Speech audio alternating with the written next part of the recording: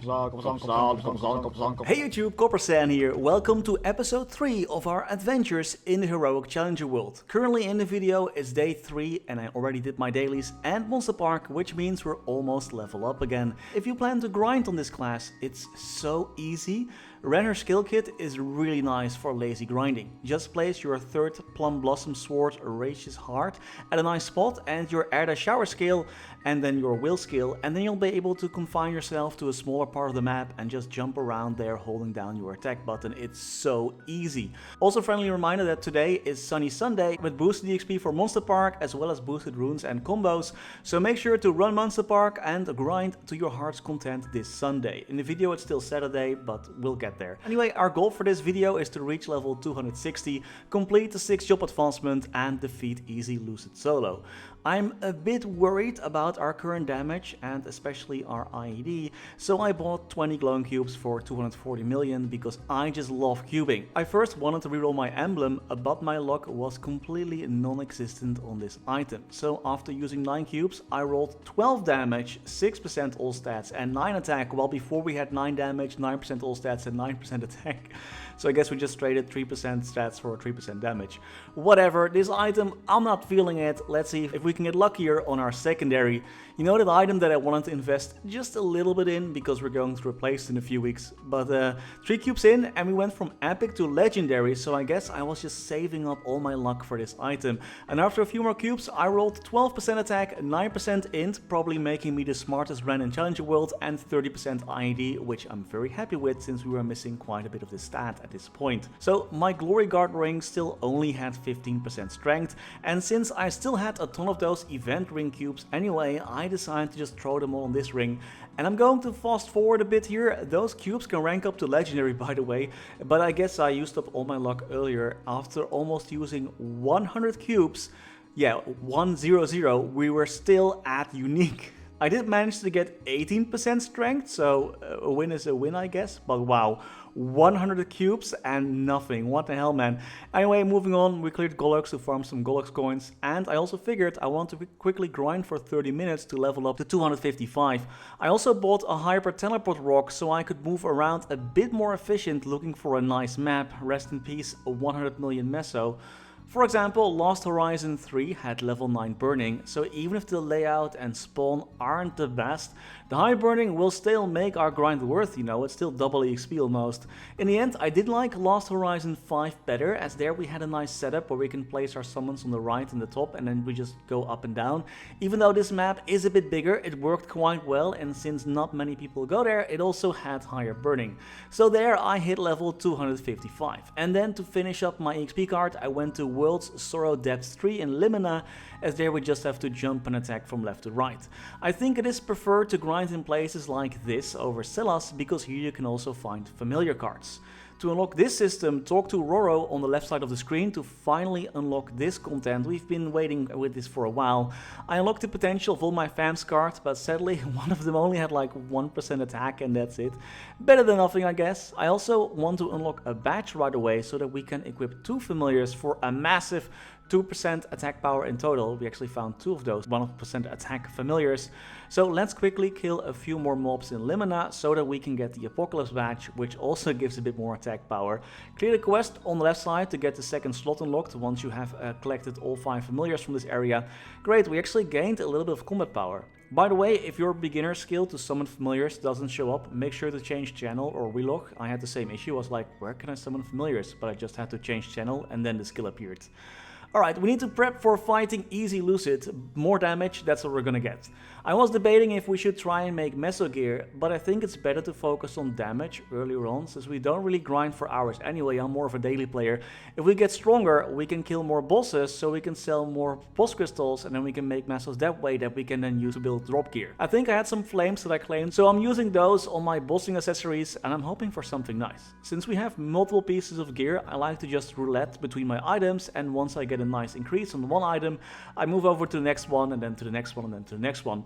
At one point though, keep in mind, like if an item already has like high strength, all stats and attack, then then the chances of getting something better will be quite low. So at one point you might want to skip some items. Just aim for those 3 stats, and if you feel like one of them is too low, you can keep going. Bossing gear, like the boss accessory set, can get relatively high flames than, for example, Golok's gear, though do keep that in mind. So nice, we had some good gains, and we're currently at 12.5 million combat powers with our fams out. We haven't bossed all episode, man. Crazy. Let's go if we can quickly defeat normal Damien in practice mode, since we'll be fighting hard Damien in a party later this week. And a quick tip, when you're bossing with your Ren, once you activate your burst sequence and sublimation is active, you can spam Unending Wish. If you hold down Final Plum Blossom Sword Dancing Annihilation, that's a mouthful for a skill name, you can spam Unending Wish while holding down Dancing Annihilation. Just to demonstrate what I mean, like this. Make things a bit easier. Damien didn't stand a chance, by the way, and we also ticked off this box for the Challenger World event. Don't forget to check in 5 times a week, by the way. I already forgot to do it once because there's just so many freaking events active. Another tip that I can give is join a guild. Guilds are going to be super important once you want to tackle stronger bosses, as the passes will help a little bit, but then there's also guild skills, and those are going to be really great. Plus you can, talk to other people, share tips and whatnot. MapleStory is an MMO after all, even though it might not always feel that way, so make sure to make use of it. And also don't forget to help your guild by doing flag raise and culve run. Those are important for your guild to actually get those guild skills. By the way, I totally forgot to make sure to complete the Ren Spectre of the Past quest to get another medal and your exclusive spell that gives a bit more attack and magic attack. I totally forgot to do that quest, oops. Also keep in mind that you can fight Ursus for free 3 times a day during double Ursus time, of course. If no one is there, you can just go in solo, that's what I usually do. And that's an easy 35 million per run. You don't actually need to defeat Ursus to get the full reward, and he can be defeated up to 3 times per day, which is an easy 100 million mesa. We just made back our Hyper Teleport Rock.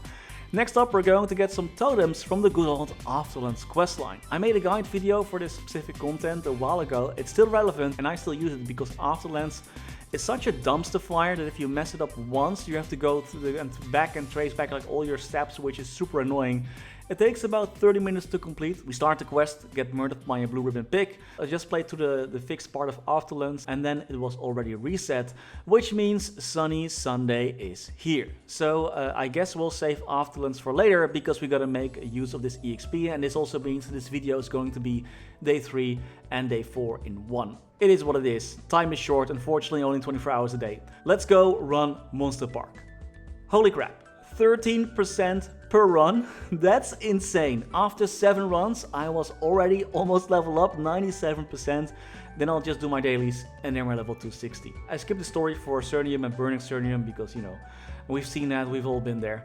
Also, make sure to claim all Hyper Burning rewards before accepting the Beyond Burning event. At the time of this video, starting the Beyond Burning event will cancel out the Burning event, so you won't be able to claim all rewards if you haven't already. So make sure to first claim your Burning event rewards before starting the Burning Beyond quest for now.